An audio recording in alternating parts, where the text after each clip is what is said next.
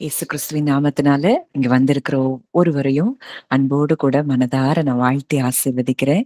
இந்த நாள்ல கூட தேவன் இன்னும் அவருக்குள்ள நம்ம எப்படி டீப்பா நம்ம இன்னும் அவருக்குள்ள நம்ம ஆழமா அவரை அறியணும். அவரை அப்படி அறியும் போது நம்ம வாழ்க்கையில என்னென்ன பலன்கள் எல்லாம் நம்ம பெற்றுக்கொள்ள முடியும் அப்படிங்கிறத குறிச்சு இன்னைக்கு கூட நம்ம ஆழமா ஆவியானவர் நமக்கு நிச்சயமாய் கற்றுக் கொடுக்க போகிறார்ங்கிறத நான் நம்புறேன், விசுவாசிக்கிறேன்.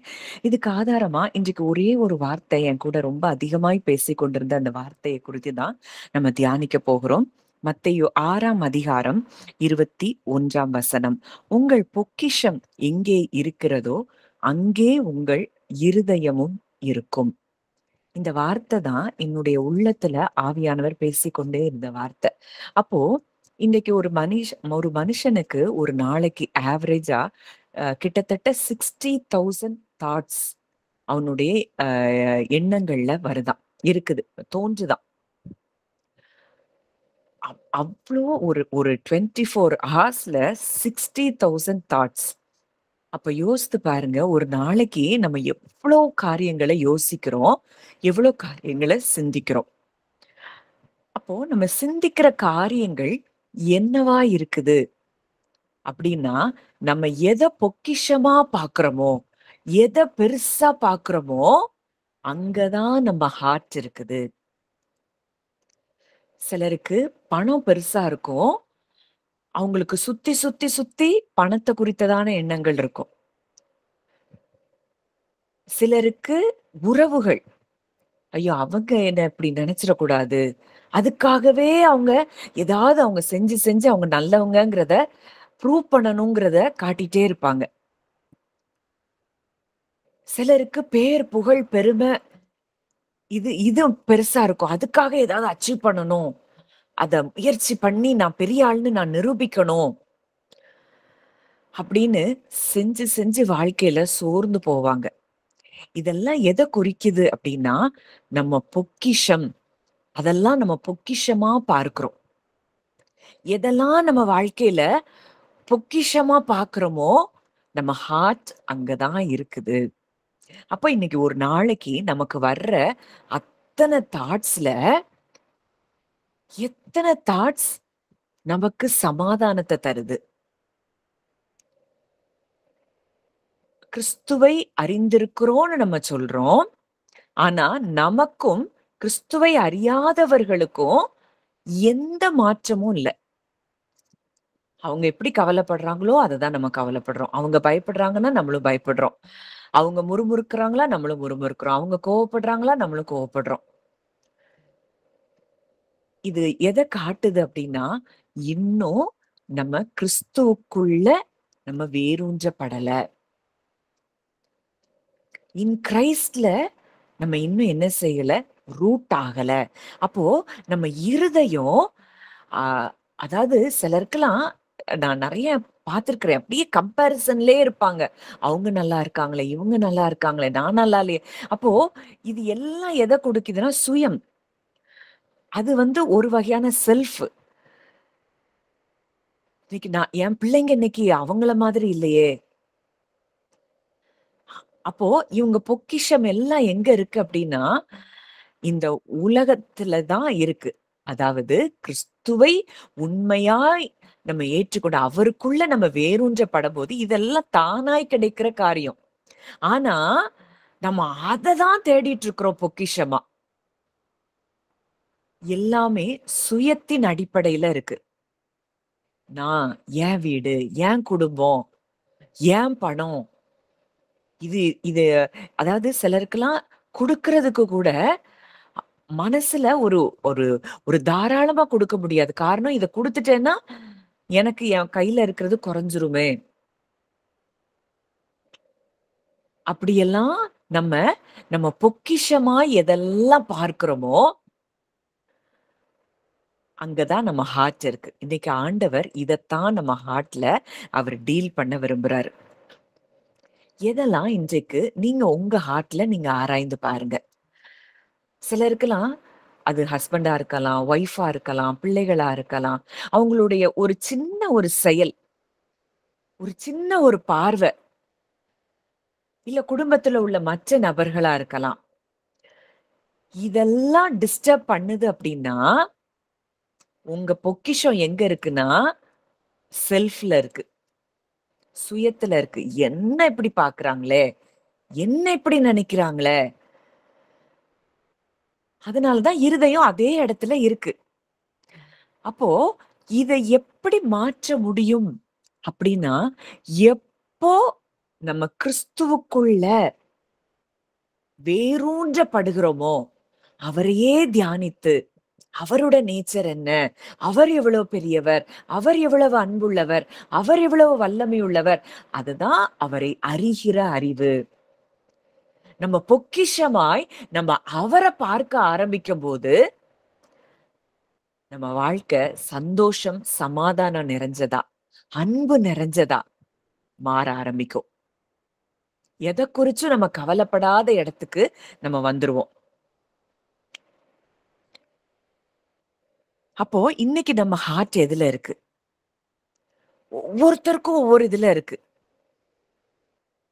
நம்மளுடைய உடுத்துற உடையில இருந்து, நம்ம தான் எல்லாத்துக்குள்ளயும் இதா தெரியணும்.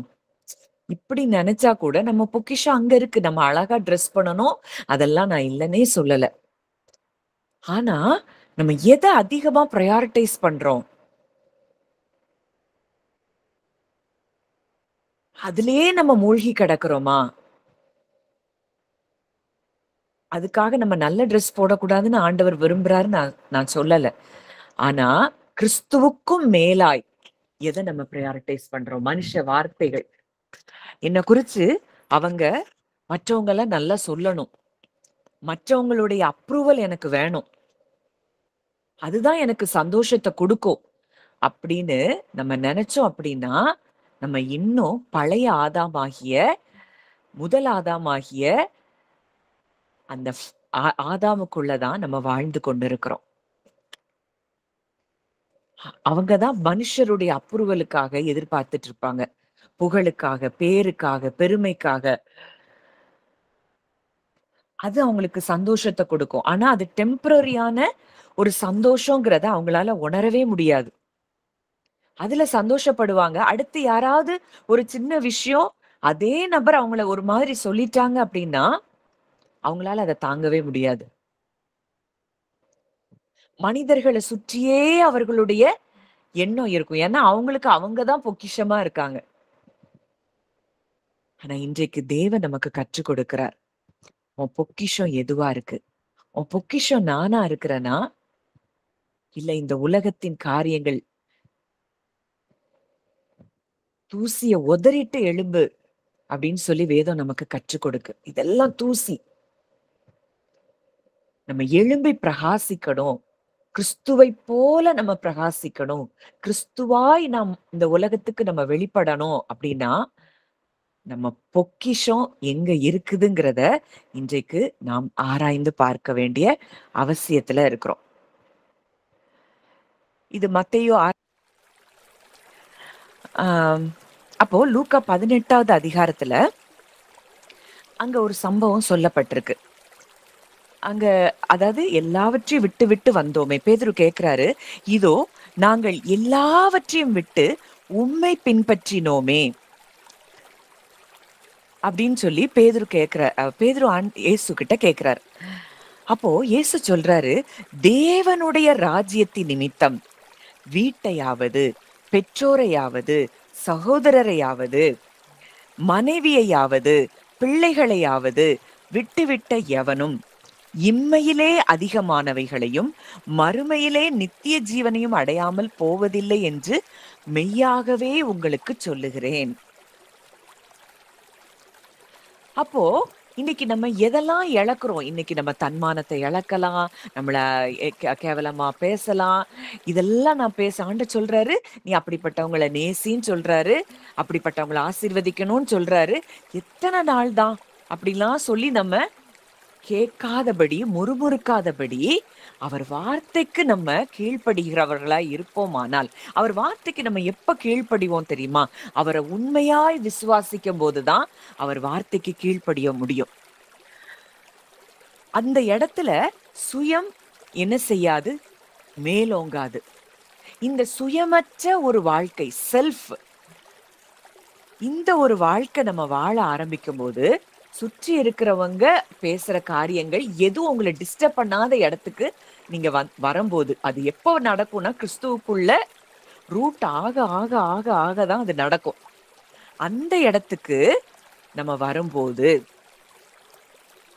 அங்க ஆண்டவர் சொல்றாரு, "நீ எனக்காக, தேவனுடைய ராஜ்யத்துக்காக நீ இழந்த அப்படின்னா, விட்டு விட்ட.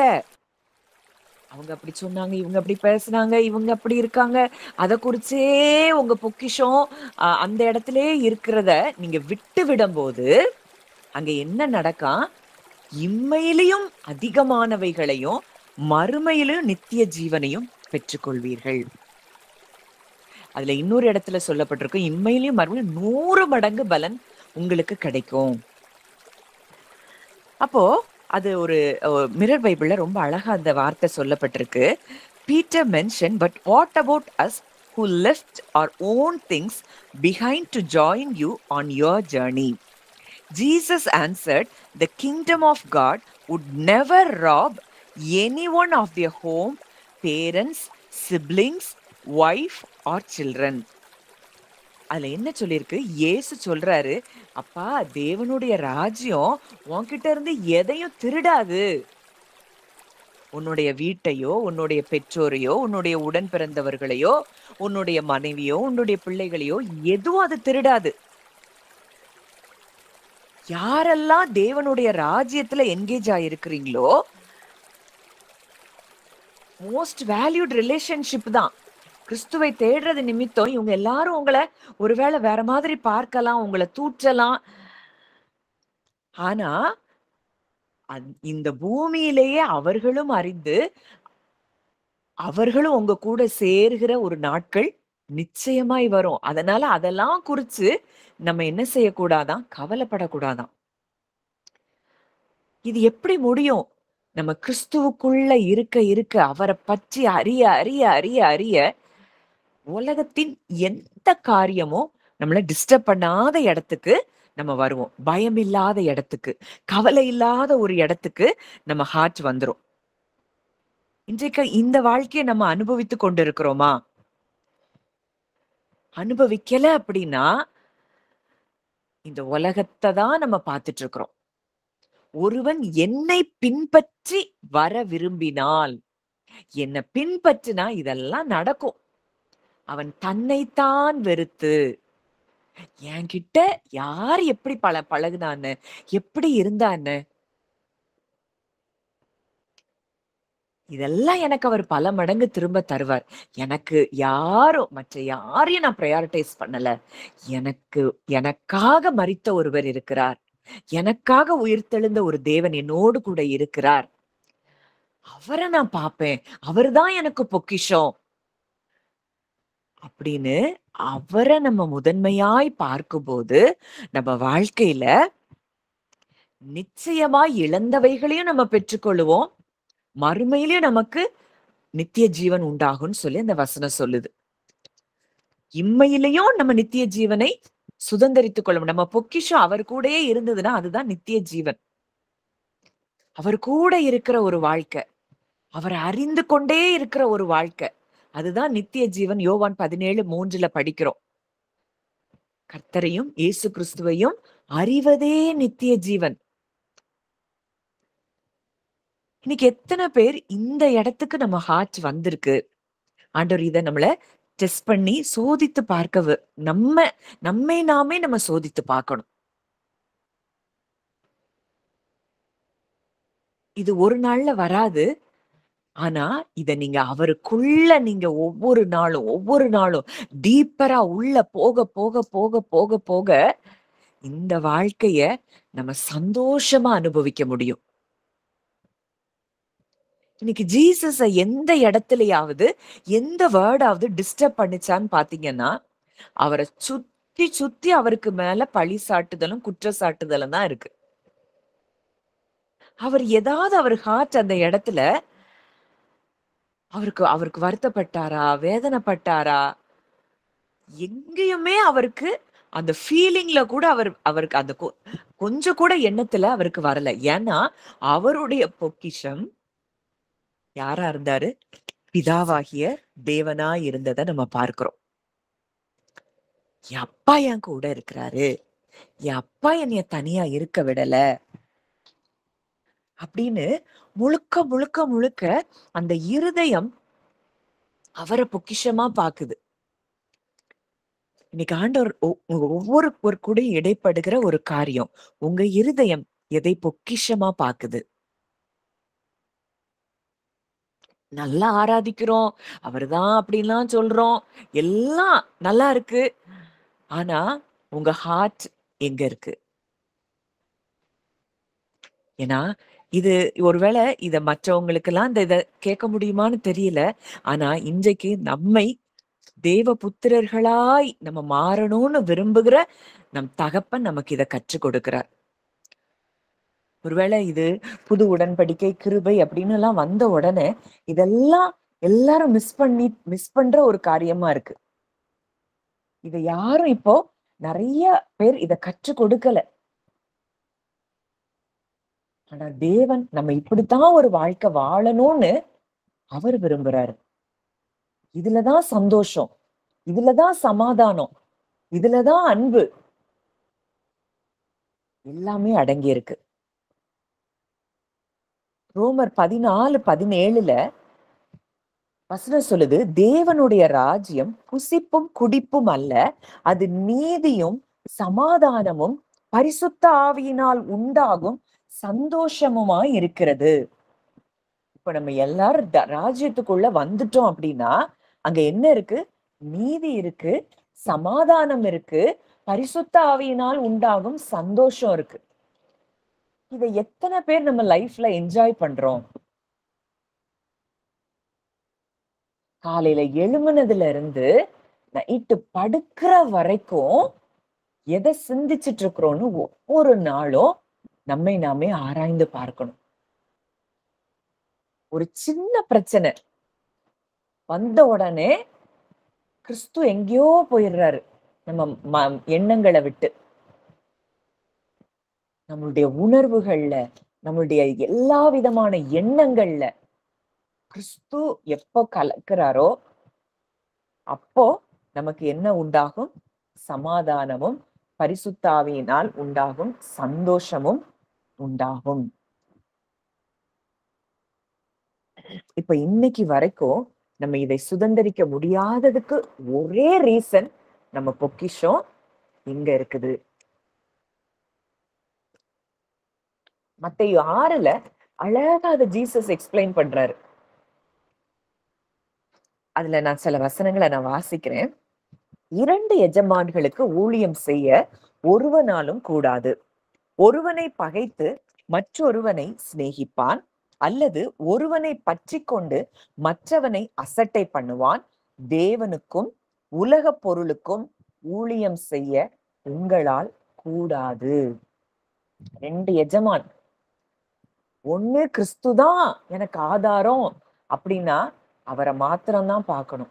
இல்ல அவரும் வேணும், இந்த உலகத்துல இருக்கிற காரியங்களையும் நான் அப்படிதான் நான் இருக்க முடியும் அப்படின்னு சொல்லி நம்ம அப்படி வாழ ஆரம்பிச்சோம் அப்படின்னா நம்மளால ரெண்டுலயுமே நிலைச்சு நிக்க முடியாது. தேவனுக்கும் உலக பொருளுக்கும் ஊழியம் செய்ய உங்களால் கூடாது. 2 இடத்துல உங்க பொக்கிஷம் தேவன்கிட்டையும் தேவனையும் நீங்க பொக்கிஷமா பாக்குறீங்க, உலக பொருளையும் பொக்கிஷமா பாக்குறீங்க அப்படின்னா இந்த 2 எண்ணங்களும் உங்களுக்கு திரும்ப திரும்ப ஆல்டர்னேட்டிவா வந்துட்டே இருக்குதுன்னா உங்க லைஃப்ல ஒரு நாளும் சந்தோஷத்தை பார்க்க முடியாது. அதான் வசனம் சொல்லுது, ஆகையால் என்ன சொல்லுது? எண்ணத்தை உண்போம், எண்ணத்தை குடிப்போம் என்று உங்கள் ஜீவனுக்காகவும், எண்ணத்தை உடுப்போம் என்று உங்கள் சரீரத்துக்காகவும் கவலைப்படாதிருங்கள் என்று உங்களுக்கு சொல்லுகிறேன். சொல்றாரு, உன் பொக்கிஷம் நீ உடுத்துற உடையிலையும், நீ குடிக்கிற தண்ணீர்லையும், நீ உண்கிற ஆகாரத்திலையும் இது மேல இருக்கா? அத நீ பொக்கிஷமா பாக்குறியா? உங்கள் ஜீவனுக்காகவும் கவலைப்படாதீங்க. உங்க சரீரத்துக்காகவும் கவலைப்படாதீங்க. அப்போ ஆண்டவர் சொல்றாரு, உன் ஜீவனும், உன் சரீரமும் உனக்கு பொக்கிஷமா தெரியுதா? ஆகாரத்தை பார்க்கிலும் ஜீவனும், உடையை பார்க்கிலும் சரீரமும் விசேஷித்தவைகள் அல்லவா? நம்ம சாப்பிடுற சாப்பாடு இருக்கு. நம்ம அந்த சாப்பாடு எதுக்காக நம்ம ஜீவனுக்காக சாப்பிடுறோம்னு நினைக்கிறோம். ஆனா ஆண்டவர் சொல்றாரு, அந்த ஜீவன் முக்கியம். அந்த ஜீவனும் உன்னுடைய சரீரம், உன் சரீரத்துல போடுற ஆடைக்கு இம்பார்ட்டன்ஸ் கொடுக்கிற. ஆனா அந்த சரீரம் எவ்வளவு முக்கியம். அது விசேஷித்தவை. அது எங்க இருந்து வந்திருக்கு? அதை உருவாக்குனவர் யார்? படைத்தவர் யார்? அவருக்கு தெரியும். இந்த ஜீவனையும் சரீரத்தையும் நமக்கு கொடுத்தவருக்கு தெரியும். நமக்கு எதை எப்படி கொடுக்கணும், எப்ப கொடுக்கணும், எல்லாவற்றையும் அவர் அறிந்திருக்கிறார். ஏன்னா அவர் நம்மளதான் பொக்கிஷமா பாக்குறாரு. அவர் ஹார்ட் நம்ம மேலதான் இருக்குது. ஆனா நம்ம ஹார்ட் தான் எங்கேயோ இருக்குது. அடுத்த வசனம், ஆகாயத்து பட்சிகளை கவனித்து பாருங்கள். அது என்ன செய்யணுமா? கவனிச்சு பார்க்கணுமா? அது விதைக்கல, அது அறுக்கல, களஞ்சியத்துல சேர்த்து வைக்கல. அவைகளையும் உங்கள் பரமபிதா பிழைப்பூட்டுகிறார். ஒரு குருவி காக்காய்க்கு சாப்பாடு சாப்பிடுறத பாத்தீங்கன்னா, அதுக்கு ஆகாரத்தை கொடுக்கிறவர் யார்? நம் தகப்பன், உங்கள் பரமபிதா. இயேசு சொல்றார், உங்க அப்பா அதுக்கே ஆகாரம் கொடுக்கிறாருன்னா, அவருக்கு நீதான் பொக்கிஷம். உன்னை குறிச்சு உனக்கு எது எப்போ தேவைன்னு அவர் உனக்கு செய்ய மாட்டாரா? இன்னைக்கு உன் பொக்கிஷம் எங்க இருக்கு?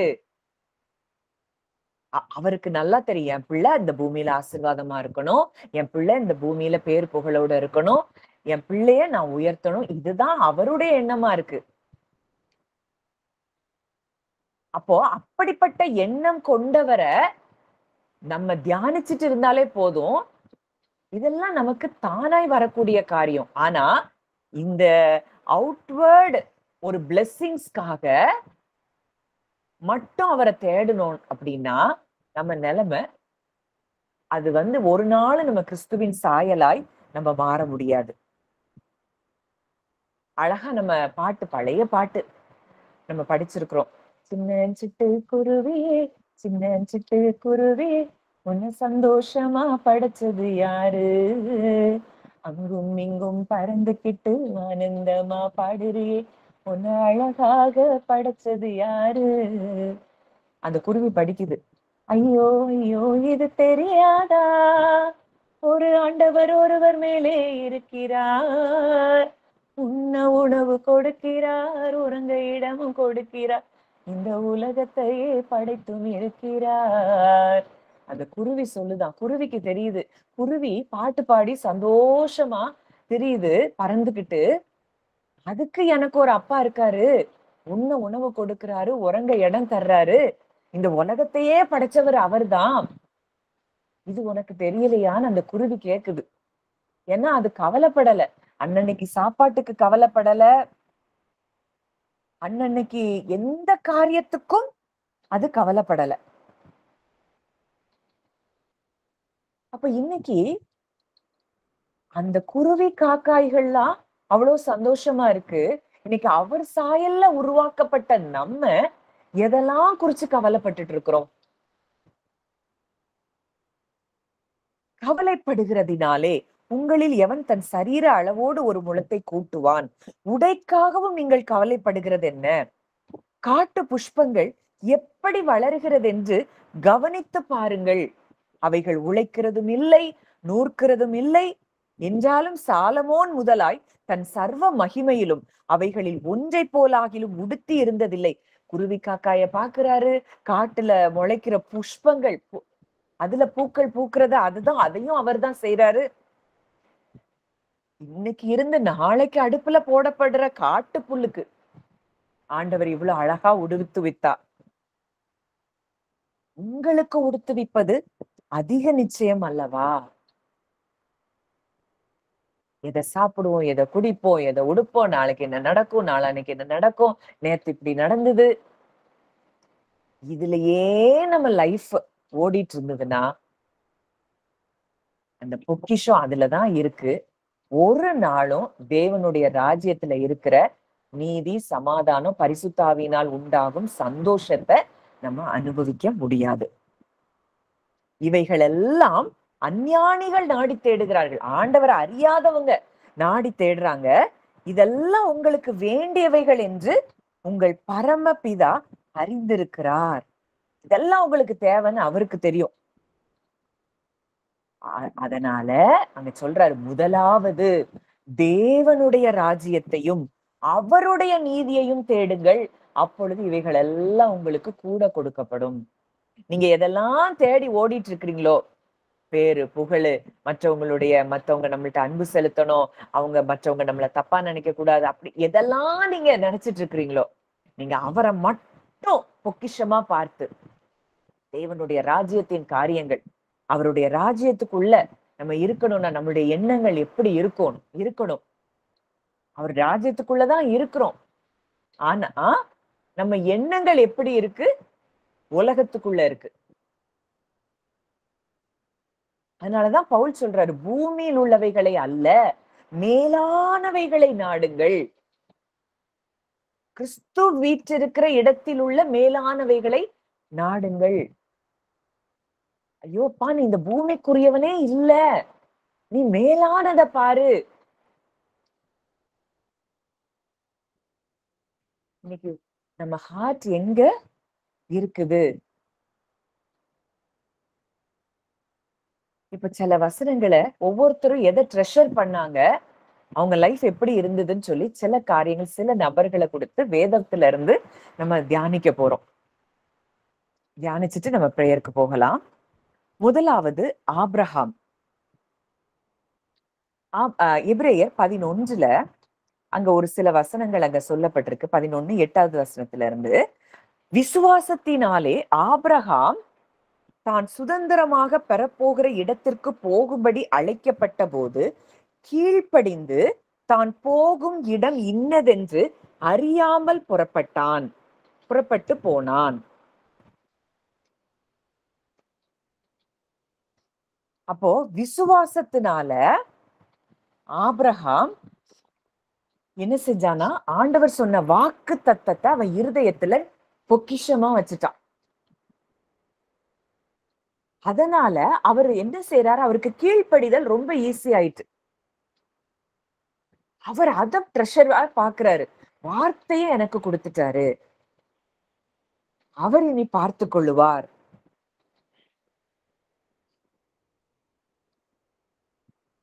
அப்படின்னு சொல்லி, அதனால அவரால் என்ன செய்ய முடியுது, கீழ்ப்படிய முடியுது.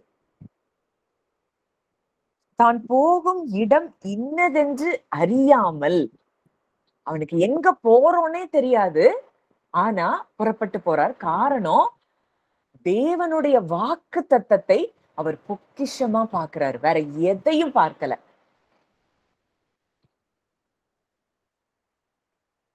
அடுத்ததா நம்ம பார்க்கிறோம் 11வது வசனத்துல, விசுவாசத்தினாலே சாராளும் வாக்கு தத்தம் பண்ணினவர் உண்மையுள்ளவர் என்று எண்ணி கர்ப்பம் தரிக்க பலன் அடைந்து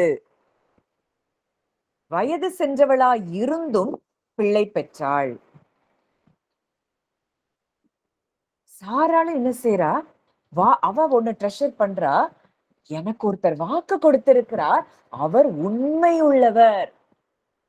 இன்னைக்கு நம்ம பொக்கிஷம் எதுவெல்லாம் இருக்குது, எதெல்லாம் பொக்கிஷமா பார்க்கிறாங்களோ அவங்க இருதயம் அதுல இருந்தது, அவங்க இருதயம் விரும்பினவைகளை அவர்கள் பெற்றுக்கொண்டதை பார்க்கிறோம். தேவன் கொடுத்தவைகளை, தேவன் வாக்குத்தத்தமாய் அவர்களுக்கு கொடுத்த ஆசீர்வாதங்களை அவங்க சுதந்திரித்து கொண்டதை பார்க்கிறோம். நம்ம இருதயம் எங்க இருக்கு? அவர் வார்த்தையில இருக்கா? அவர் நமக்கு கொடுத்த வாக்கு தத்தங்கள்ல இருக்கா? இல்ல அவர் உண்மையுள்ளவர் அப்படிங்கிறத நம்ம பெரிய ட்ரெஷரா பாக்குறோமா?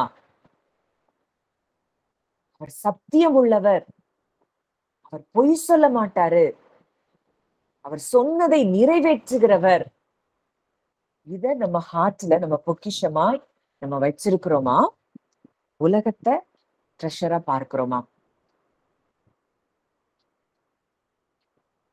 அதுதான் அடுத்ததா பார்க்கும்போது, ஆனபடியால் சரீரம் செத்தவன் என்று எண்ணத்தகும் ஒருவனாலே வானத்தில் உள்ள பெருக்கமான நட்சத்திரங்களைப் போலவும் கடற்கரையில் உள்ள எண்ணிறந்த மணலைப் போலவும் மிகுந்த ஜனங்கள் பிறந்தார்கள். அங்க ஆபிரகாம் ஆண்டவர் கூப்பிடுறாரு, வெளியே வா, நட்சத்திரங்களை பாரு, கடற்கரை மணலை பாரு, உன் சந்ததி விதமா இருக்கும்னு சொன்ன உடனே ஆபிரகாம் அத ரியலா விசுவாசிச்சு அவர் என்ன செய்ய ஆரம்பிச்சார்? கற்பனையில தேவன் கொடுத்த வாக்கு தத்தங்களை அவர் பார்க்க ஆரம்பித்தார். என வாக்கு தத்தம் பண்ணினவர் உண்மை உள்ளவர். இப்படி என் சந்ததி பெருகும். அவர் எதை இருதயத்துல பொக்கிஷமாய் வைத்திருந்தாரோ, பார்த்தாரோ, அது அவர் வாழ்க்கையில அப்படியே நடந்ததை பார்க்கிறோம். இன்னைக்கு புலம்பல், முறுமுறுப்பு, கவலை, பயம், இதெல்லாம் எதனால? அவரை நம்ம ட்ரெஷரா பார்க்கல. அவருடைய வார்த்தையை நம்ம ட்ரெஷரா பார்க்கல. இன்னைக்கு ஆண்டவர் ஆவியானவர் நம்ம ஒவ்வொருவரு கூடயும் அவர் இடைப்பட்டு கொண்டிருக்கிறார். அடுத்ததா மோசையை குறித்து சொல்லப்பட்டிருக்கிற காரியம் எபிரேயர் 11 24வது வசனம். விசுவாசத்தினாலே மோசே தான் பெரியவனான போது பார்வோனுடைய குமாரத்தின் மகன் எனப்படுவதை வெறுத்து அனித்தியமான பாவ சந்தோஷங்களை அனுபவிப்பதை பார்க்கிலும் தேவனுடைய ஜனங்களோட துன்பத்தை அனுபவிப்பதையே தெரிந்து கொண்டு இனி வரும் பலன் மேல் நோக்கமாயிருந்து எகிப்தில் உள்ள பொக்கிஷங்களிலும் கிறிஸ்துவின் நிமித்தம் வரும் நிந்தையை அதிக பாக்கியம் என்று எண்ணினான். அவனுக்கு அங்க எகிப்துல ராஜ அரண்மனையில ஒரு ராஜகுமாரனை போல இருக்கிறான். ஆனா எனக்கு அதெல்லாம் பொக்கிஷம் இல்ல. எனக்கு என் தேவன் தான் பொக்கிஷம். எனக்கு அந்த நிந்தையை, கிறிஸ்துவின் நிமித்தம் வர்ற நிந்தையை அவன் பாக்கியமா எண்ணானா. அவன் ஜனங்கள் கூட அவன் பாடுபடுகிறத அவன் பாக்கியமா, அவருடைய அழைப்ப அவன் பெரிதாய் பார்த்ததை பார்க்கிறோம். ஒருவேளை அந்த ராஜ அரண்மனையில ராஜகுமாரனா இருந்திருந்தா நல்ல சுகமான ஒரு வாழ்க்கை. இப்படி 40 வருஷம் வனாந்திரத்துல சுற்றி திரிகிற வாழ்க்கை எல்லாம் இல்ல. ஆனா அவர் எதை பொக்கிஷமா பார்க்கிறாரு? தேவனை பொக்கிஷமாய் பார்க்கிறார். அதனாலதான் அவர் அவ்வளோ பெரிய இஸ்ரவேல் மக்களை வழிநடத்தக்கூடிய தலைவனாகவும் தீர்க்கதரிசியாகவும் அங்க இருந்ததை பார்க்கிறோம். இன்றைக்கு வரைக்கும் நம்ம மோசைய படிக்கிறதுக்கு காரணம் என்ன? அவர் இருதயத்தின் பொக்கிஷம் எங்க இருந்ததோ அதனாலதான். அந்த ஏழை விதவைய பார்க்கிறோம். அங்க ஜீசஸ் சாட்சி கொடுக்கிற ஒரு பெண். மார்க் 12வது அதிகாரம் 41 44 வசனங்கள் வரைக்கும். இயேசு காணிக்கை பெட்டிக்கு எதிராக உட்கார்ந்து ஜனங்கள் காணிக்கை பெட்டியில் பணம் போடுகிறதை பார்த்து கொண்டிருந்தார். ஐஸ்வர்யவான்கள் அநேகர் அதிகமாய் போட்டார்கள். ஏழையான ஒரு விதவையும் வந்து ஒரு துட்டுக்கு சரியான 2 காசை போட்டாள். அப்பொழுது அவர் தம்முடைய சீஷரை அழைத்து, காணிக்கை பெட்டியில் பணம் போட்ட மற்ற எல்லாரை பார்க்கிலும் இந்த ஏழை விதவை அதிகமாய் போட்டாள் என்று மெய்யாகவே உங்களுக்கு சொல்லுகிறேன். அவர்கள் எல்லாரும் தங்கள் பரிபூர்ணத்திலிருந்து எடுத்து போட்டார்கள். இவளோ தன் வறுமையிலிருந்து தன் ஜீவனத்துக்கு உண்டாயிருந்ததெல்லாம் போட்டு விட்டாள். ஆண்டவர் அங்க அவ இருதயத்தை பார்க்கிறாரு. அவ பொக்கிஷமா யார பார்க்கிறாருங்கிறத அவருடைய இருதயத்தை ஆண்டவர் பார்க்கிறார். மற்ற பணக்காரங்க எல்லாம் நிறைய கொண்டு போடுறாங்க. ஆனா தேவனுடைய இருதயம் யார் மேல போகுது? அந்த ஒரு காசுக்கு சமமான 2 துட்டு போட்ட அவள்கிட்ட எதுவுமே கிடையாது. ஆனா அவளுடைய ஹார்ட் யார நம்பி இருக்கு? ட்ரெஷரா பார்க்கிறா, தேவனை பார்க்கிறாள். அவளுடைய இருதயம் முழுவதுமாய் அவரை சார்ந்திருக்கு. அவ கையில வச்சிருந்த அந்த 1 ரூபா காச அவ நம்பல. என்னை போஷிக்க ஒருவர் இருக்கிறார், எனக்கு அவர் இருக்கிறார் அப்படின்னு இருக்கிறது எல்லாத்தையும் கொண்டு அங்க போடுறா. அதனாலதான் சீஷர்களை கூப்பிட்டு அவர் காண்பிக்கிறார். உங்க பொக்கிஷம் எங்க இருக்குது அப்படின்னு அந்த சீஷர்களுக்கு கற்றுக் கொடுக்கும்படியாய். இன்னைக்கு நமக்கும் ஆண்டவர் இததான் கற்றுக் கொடுக்கிறாரு. உங்க ஹார்ட், உங்க பொக்கிஷம் எங்க இருக்கு? உங்க பொக்கிஷமா நீங்க எதை பாக்குறீங்க? அடுத்ததா நம்ம மரியாள், யோவான் 12வது அதிகாரம், அந்த வெளியேற பெற்ற நளதம், அது பயங்கர காஸ்ட்லியான ஒரு தைலம். விலையேற பெற்ற களங்கமில்லாத நளதம் என்னும் தைலத்தில் ஒரு ராத்தல் கொண்டு வந்து அதை இயேசுவின் பாதங்களில் பூசி தன் தலைமயிரால் அவருடைய பாதங்களை துடைத்தாள். அந்த வீடு முழுவதும் தைலத்தின் பரிமளத்தினால் நிறைந்திருந்தது. அவ ஒன்னே ஒண்ணுதான், எவ்வளவு விலையேற பெற்றதா இருந்தா என்ன, எனக்கு விலையேற பெற்றவர் ஒருவர் இருக்கிறார், அவருக்கு நான் இதை கொடுக்கணும், அவருக்கு நான் இந்த தைலத்தை நான் அவர் அவர் கால்கள்ல நான் தடவணும், இதுதான் எனக்கு பெரிய பாக்கியம் அப்படின்னு சொல்லி அந்த ஹார்ட் அவரை பொக்கிஷமா பாக்குது. ஆனா அங்க சீமோனுடைய குமாரன யூதாஸ் சொல்றான், காட்டி கொடுத்த யூதாஸ் இந்த தைலத்தை 300 பணத்துக்கு விற்று தரித்திரருக்கு கொடாமல் போனது என்ன? அவன் தரித்திரரை குறித்து கவலைப்பட்டு இப்படி சொல்லாமல், அவன் திருடனானபடியினாலும் பணப்பையை வைத்து கொண்டு அதிலே போடப்பட்டதை சுமக்கிறவனானபடியினாலும் இப்படி சொன்னான். அழகா அங்க எழுதியிருக்கு. அவன் ஒண்ணும் தரித்திரர் மேல இறக்கம் பட்டெல்லாம் சொல்லல. அவனுக்கு என்ன இருக்கு? அவன் ஹார்ட் எங்க இருக்கு? பணங்கிற பொக்கிஷத்துல இருக்கு. அவன் திருடன், அவன் பணப்பைய வச்சுக்கிட்டு இருக்கிறவன். அந்த பணத்தை பார்த்த உடனே லஸ்ட், இச்சை உண்டாகுது. இவ்வளோத்த கொண்டு இவருக்கு கொண்டு பூசணுமா? இவ்வளோ விலைக்கு உள்ளத.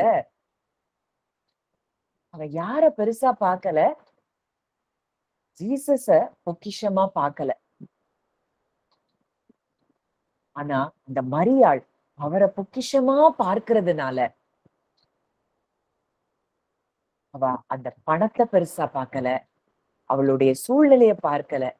என்னிடத்தில் ஒருவர் அன்பு கூர்ந்தார், என் பாவங்களை மன்னிச்சாரு, அவர்தான் எனக்கு பெருசு அப்படின்னு அந்த அவளுடைய ஹார்ட் அவரை பெருசா பார்க்கிறத நம்ம பார்க்கிறோம். இது வேதத்துல நம்ம பார்க்கிறோம். சிலர் பொக்கிஷமாய் யாரெல்லாம் எதை பொக்கிஷமா பார்த்தாங்க? மார்க் 10வது அதிகாரத்துல அந்த ஒரு ஒரு மிகப்பெரிய ஒரு பரிசேயன் அங்க இயேசு கிட்ட வந்து கேக்குறான், நித்திய ஜீவனை சுதந்தரித்துக் கொள்ள நான் என்ன செய்யணும்? மார்க் 10வது அதிகாரம் 17வது வசனத்துல இருந்து. அப்ப ஆண்டவர் சொல்றாரு, நீ இந்த 10 கட்டளைகள் எல்லாம் கை கொள்ளு. அப்போ நான் இதெல்லாம் சின்ன வயசுல இருந்து நான் கை கொண்டிருக்கிறேன் அப்படின்னு சொல்றான். ஆனா இயேசு கண்டுபிடிச்சிட்டாரு, அவன் பொக்கிஷம் வேற ஒரு இடத்துல இருக்கு, அவன் இருதயம் வேற ஒரு பொக்கிஷத்தின் மேல இருக்கு.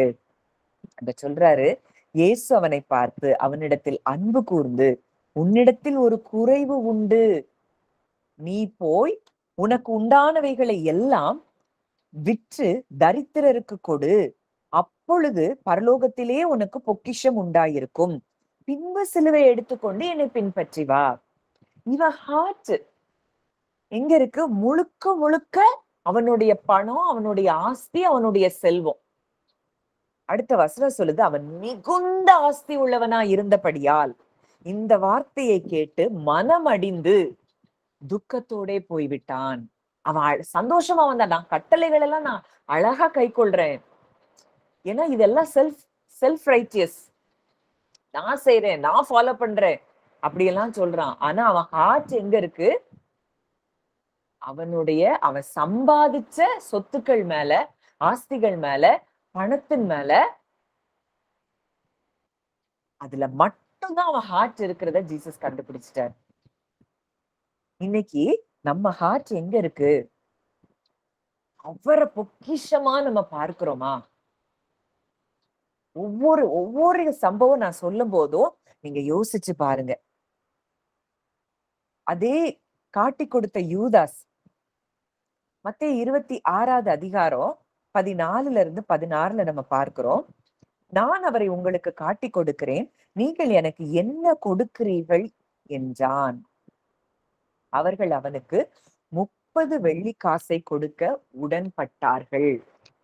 இந்த உலகத்தை படைத்தவரை, அவனை சிருஷ்டித்தவரை அவர் அவன் காட்டி கொடுக்கிறதுக்கு 30 வெள்ளி காசு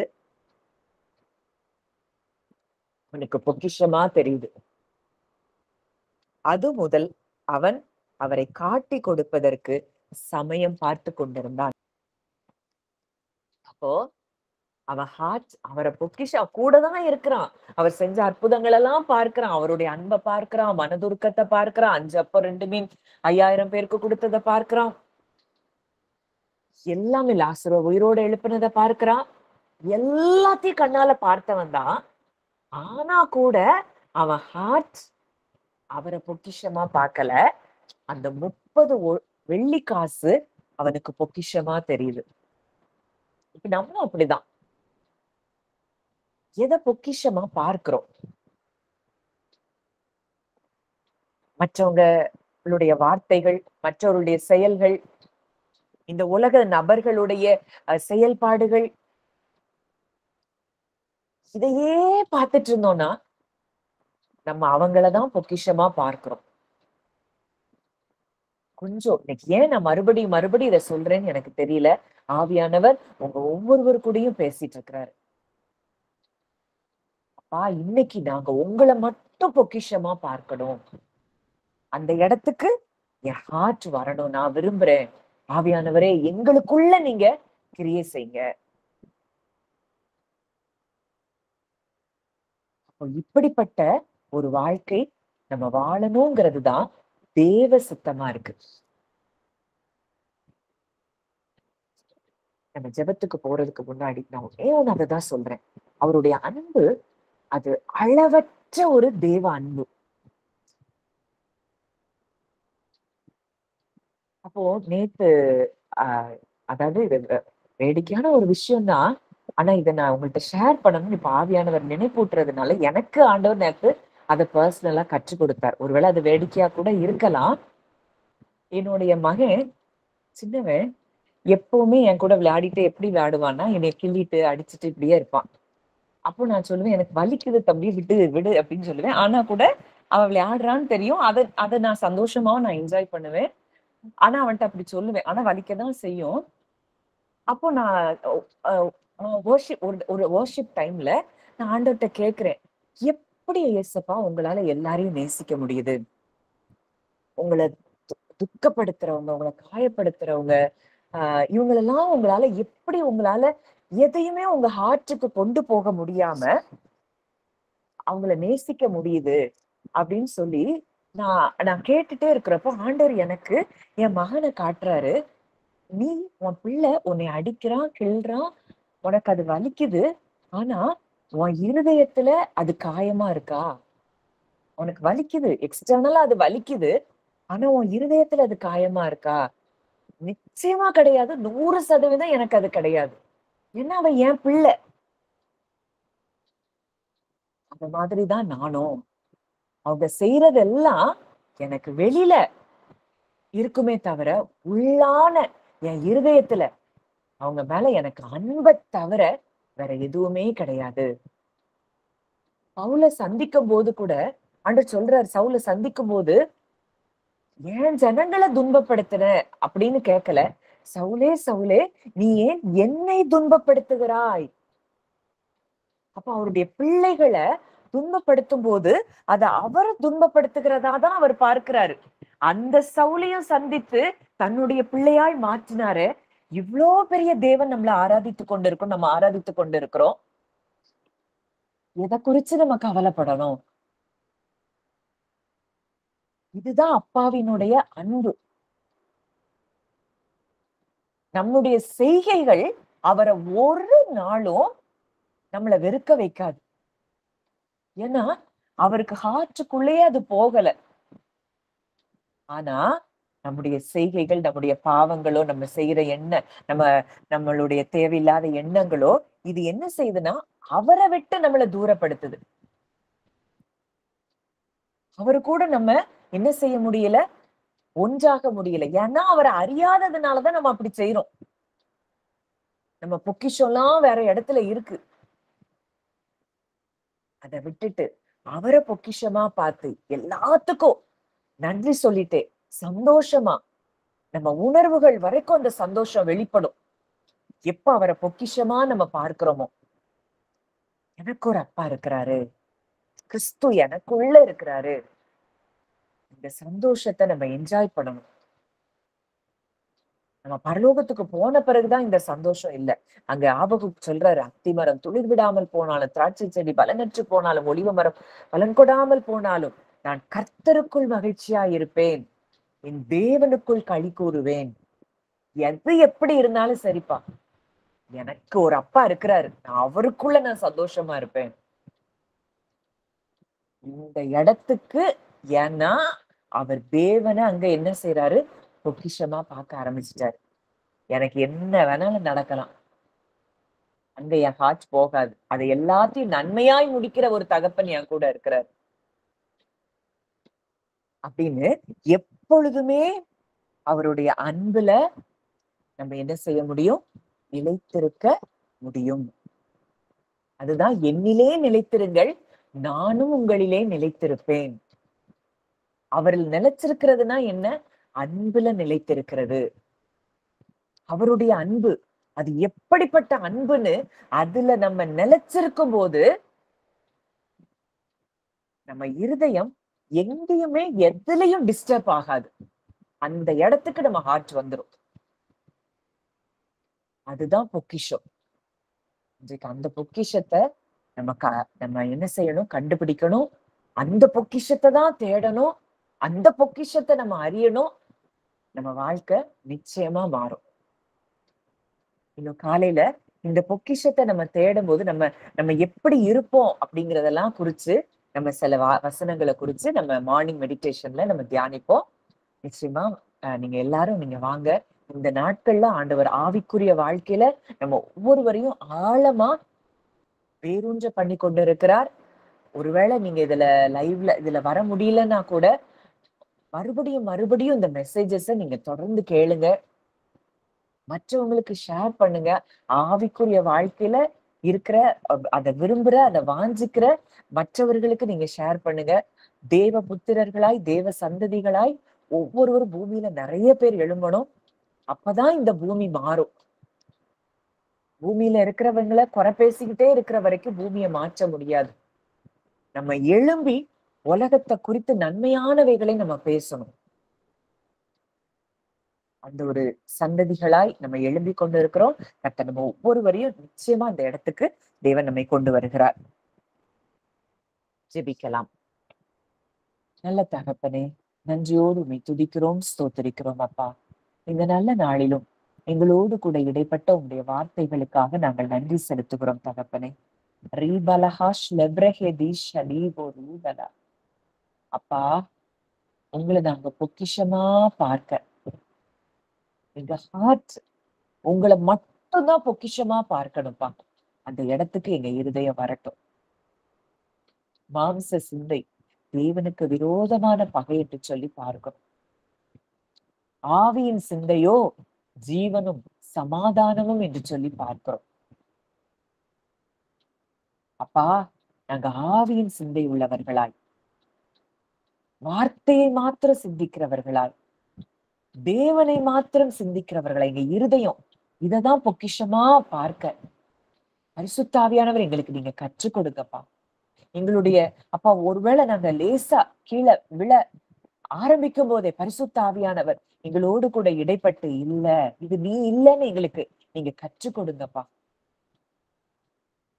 உனக்கு ஒரு பொக்கிஷம், அது வெளியேற பெற்ற பொக்கிஷத்தை நீ உனக்குள்ள வச்சிருக்கிற. இந்த பொக்கிஷத்தை மண்பாண்டமாகி உன்னுடைய சரீரத்துல நீ பெற்றிருக்கிற. அந்த கிறிஸ்து உனக்குள்ள இருக்கிறாரு அப்படின்னு நீங்க எங்களுக்கு நினைப்பூட்டி ஒவ்வொரு நாளும் உமக்குள்ளே நாங்கள் வளர, உம்மை அறிகிற அறிவுல வளர, உம்முடைய அன்பின் ஆழம், நீளம், உயரம் இன்னதென்று நாங்கள் அறிந்து உணர எங்களுக்கு நீங்க கிருபை தாங்கப்பா. அந்த அன்பை நீங்க பாருங்க.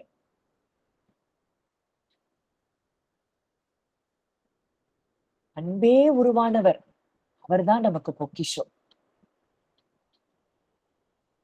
ஒருவரையும் கடிந்து கொள்ளாதவர், அவரிடத்தில் யாதொரு மாறுதலும் யாதொரு வேற்றுமையின் நிழலும் இல்லை. அந்த அன்பே உருவானவர், வல்லமையாய் உள்ள வல்லமை அவர்கிட்ட மாத்திரம்தான் வல்லமை.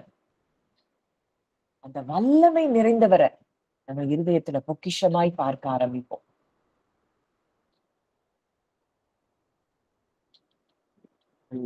அந்த ராஜ்யத்துக்குள்ள நம்ம வந்துட்டோங்கிறதுக்கு நமக்குள்ள இருக்கிற சமாதானமும் சந்தோஷமும் தான் அதுக்கு அத்தாட்சி. இந்த நாள்ல இருந்து அந்த இடத்துக்குள்ள தேவன் நம்மளை கொண்டு வர்றாரு. எப்பொழுதும் சமாதானம், எப்பொழுதும் சந்தோஷம் நிறைந்தவர்களாய், எந்த காரியமும் நம்மளை டிஸ்டர்ப் பண்ணாத இடத்துக்கு நம்மை தேவன் கொண்டு வந்து கொண்டே இருக்கிறார். நம்ம கிறிஸ்துவுக்குள்ள இருக்கிறோம். 2ஆம் ஆதாமாகிய கிறிஸ்துவுக்குள்ள நம்ம இருக்கிறோம்.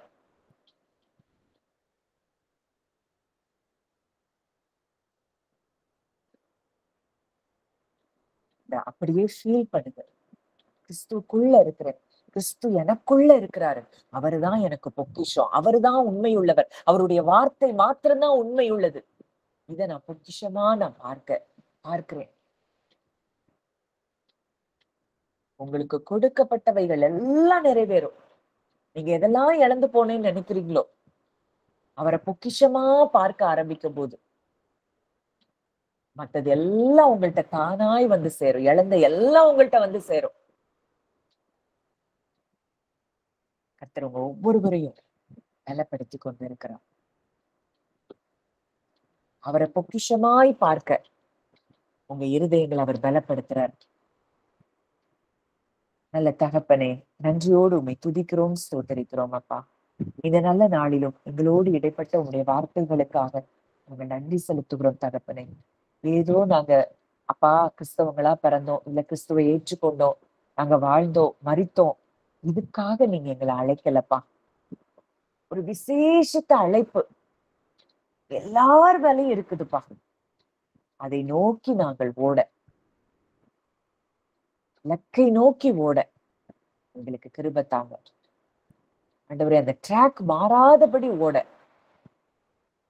எங்களுக்கு நீங்க கிருபை தாங்கப்பா. இந்த கிருபை எங்க மேல அளவில்லாமல் நீங்க ஊற்றுங்கப்பா. உங்களை மாத்திரம் நாங்க பொக்கிஷமாய் பார்க்க எங்களை நாங்கள் அர்ப்பணிக்கிறோம்ப்பா. எங்களுடைய ஆவிக்குரிய, எங்களுடைய அப்பா மாம்ச கண்கள், ஆண்டவரே செவிகள், உங்களுடைய நாவு, உங்களுடைய எண்ணங்கள், சிந்தனைகள் எல்லாவற்றையும் உங்கள்கிட்ட சரண்டர் பண்றோம்ப்பா. ஆவியானவரே, நீங்க எங்களை ஆளுகை செய்யுங்கப்பா. You take control of us. நாங்க எங்களுடைய சுயமாய் நாங்க எதையும் யோசிக்க கூடாது, சிந்திக்க கூடாதுப்பா. முற்றிலுமாய் உம்மால் நிரம்பப்பட்ட ஒரு வாழ்க்கை நாங்க வாழ கிருபை தாங்க. அந்த ஒவ்வொருவரையும் மனதார உடைய பிள்ளையா நான் பிளஸ் பண்றேன். கர்த்தர் ஒவ்வொருவரையும் அளவில்லாமல் நீங்க ஆசீர்வதித்து ஆவிக்குரிய பூமிக்குரிய அத்தனை ஆசீர்வாதங்களையும் சுதந்திரிக்க பண்ணுகிறதற்காக நன்றி செலுத்தும். கரங்களிலே எங்களை தாழ்த்தி ஒப்புக்கொள்கிறோம். கர்த்தர் ஆசீர்வதித்து வழிநடத்தும். இயேசுவின் மூலம் கேட்கிறோம் ஜீவனுள்ள நல்ல பிதாவே, ஆமென்.